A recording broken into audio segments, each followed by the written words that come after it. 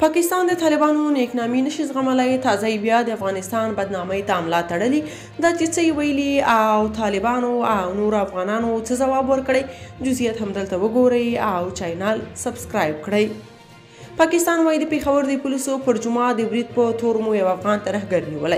د پاکستان د پوځ یو ویان ادعا کړې چې د پېښور د پولیسو پر یو جمعه د څه موده مخکې برید یو افغان ترهګر کړی و چې دوی نیولی دی. د پوځ یو ویان جنرال احمد شریف ویلي چې نیول شوی کس مولوي عبدالبصیر نومیږي چې په اعظم صافي مشهور و. د سرچینې د معلوماتو له مخې دغه کس د جماعت الاحرار په نوم د افراطي ډلې غړی دی او یاد شوی برید د افغانستان له کندوز ولایت څخه پلان کړی و.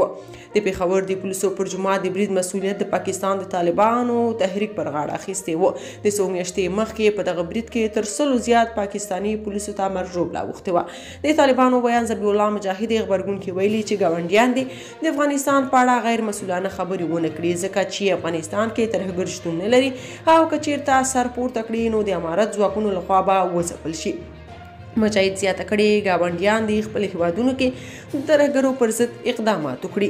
عام خلک بیا وایي په داسې حال کې چې پرون د ملي امنیت شورا د ترهګرو پر ضد د طالبانو د اقداماتو ستاینه وکړه او ویل چې د کابل پر هوایي ډګر د برید طرح د طالبانو لخوا وژل شوی. خو بل خوا بیا هغه پاکستان چې نړیوالو کنفرانسونو کې ځان د افغانستان او طالبانو خواخوا معرفي کوي تازه یې داسې ادعا کړې چې د افغانستان او طالبانو د حکومت د بدنامۍ سبب کیږي. په دې خو ټول پوهیږي چې د 40 کلونو راهیسې پاکستاني حکومت ترهګري د تجارت په توګه کاروي او یاد هیواد کې د ترهګرو سلګونه روزنځایونه شتون لري. خو کله چې بیا برید پرې وشي نو پړی پر افغانستان وي.